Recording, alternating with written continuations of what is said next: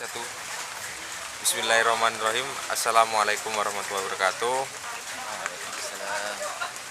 Perkenalkan kami dari kelompok 9 pada mata kuliah sejarah pemikiran gerakan Islam di Indonesia. Di sini saya sebagai moderator Muhammad Mubarok sekaligus juga nanti akan memaparkan mengenai materi yang malam hari ini akan dibahas, dan di samping saya ada saudara Fajar Hidayat yang juga satu kelompok. Yang pertama, mohon maaf bila mana ada kebisingan yang terjadi pada proses penyampaian materi ini, karena pada posisinya kami ada di pinggir jalan memang.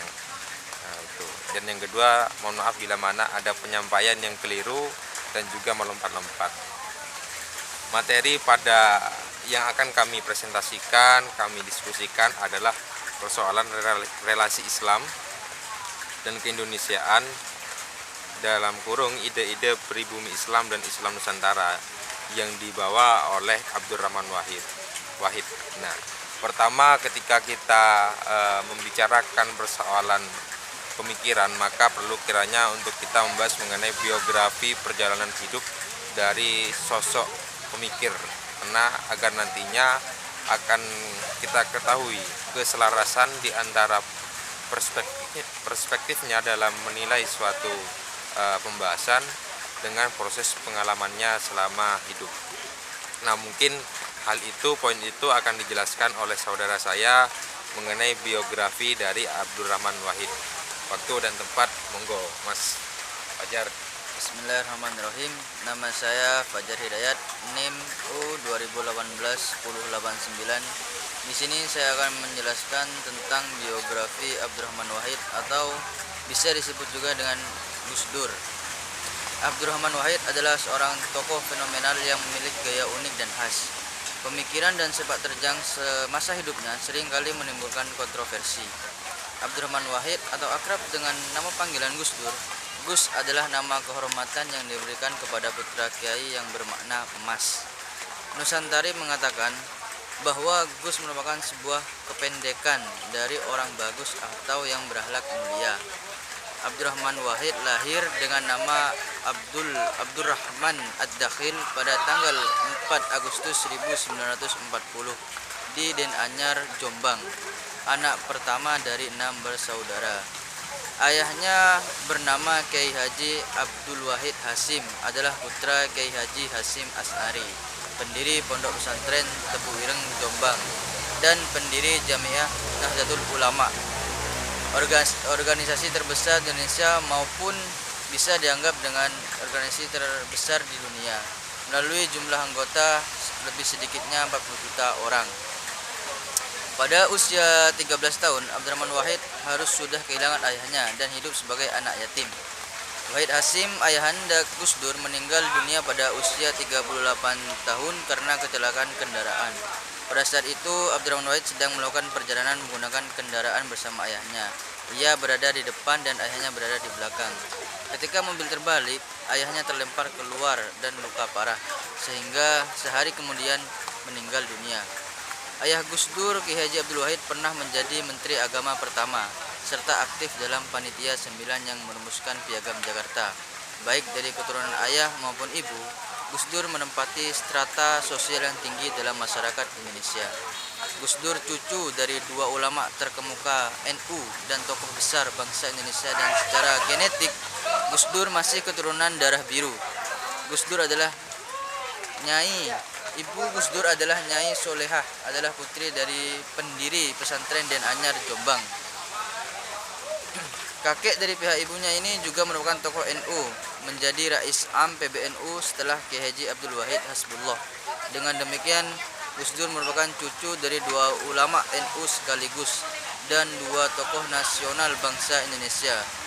Gus Dur pertama kali belajar Al-Quran pada sang kakek pada tahun 1944 ketika kelas dengan pemerintahan Belanda telah berakhir. Ayahnya diangkat sebagai ketua Partai Majelis Syuro Muslimin Indonesia atau disingkat dengan Masumi. Keadaan ini memutuskan keluarga Wahid Hasim pindah ke Jakarta dan memulai babak baru dengan tradisi yang berbeda dari pesantren. Mungkin cukup sekian dari biografi Abdurrahman Wahid. mungkin selanjutnya saya serahkan kepada Muhammad Adil.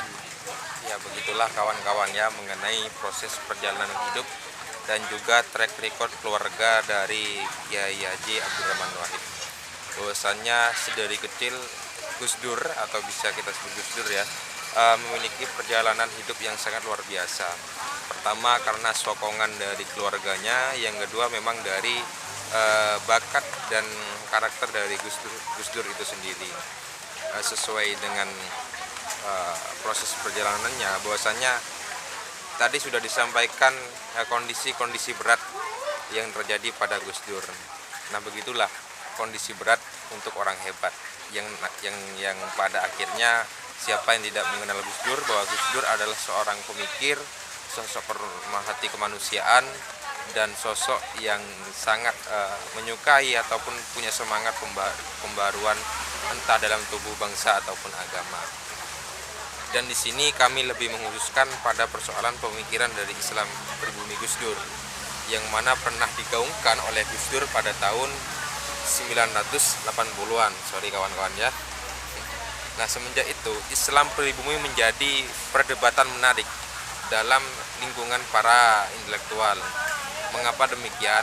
Karena baik dari intelektual senior ataupun intelektual muda dalam pribumisasi Islam ini tergambar bagaimana Islam sebagai ajaran normatif yang bersumber dari Tuhan dan diakomodasikan ke dalam kebudayaan yang berasal dari manusia tanpa kehilangan identitasnya masing-masing.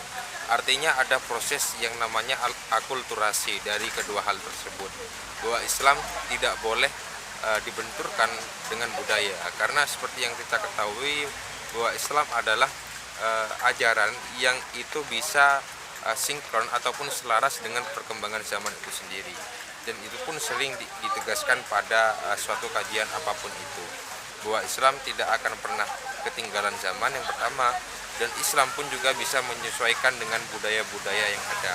Sehingga dari itu muncullah pemikiran dari Gus Dur bahwa Islam dan budaya perlu didudukan secara rata, sehingga kemudian tidak adanya semacam reduksi di antara Islam dan juga di antara budaya.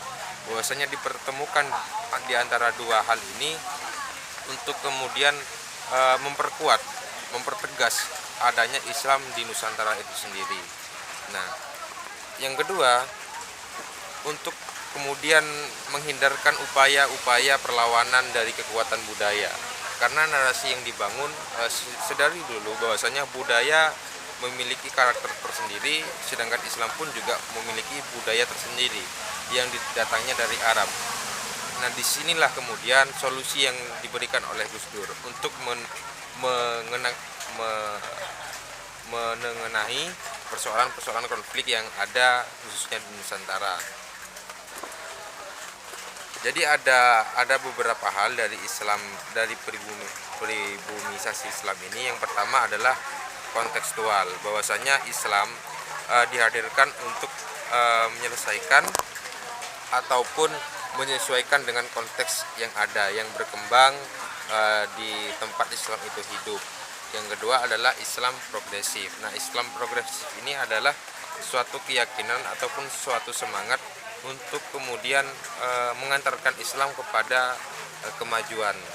Karena berbicara mengenai kehidupan, zaman itu berubah, dan Islam sebagai ajaran yang paling sempurna diharapkan untuk terus mengalami kemajuan dalam segala faktor.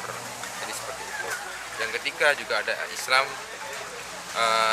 pribumi yang memiliki karakter liberatif, yaitu Islam menjadi ajaran yang dapat menjawab problem-problem kemanusiaan.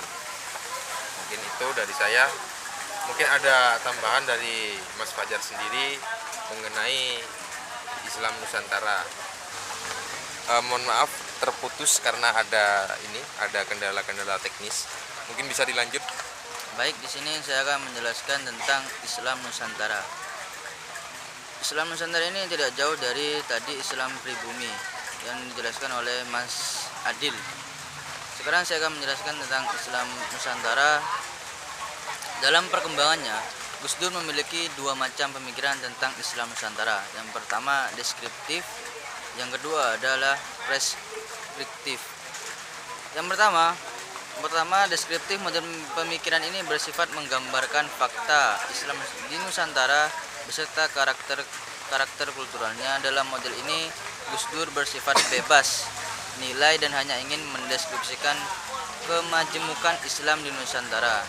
Yang kedua, preskriptif. Dalam model pemikiran ini, Gus Dur sudah memiliki preskripsi tertentu dalam melihat apa yang terbaik dari Islam Nusantara. Preskripsi ini lahir dari pribumisasi Islam sebagai paradigma keislamannya.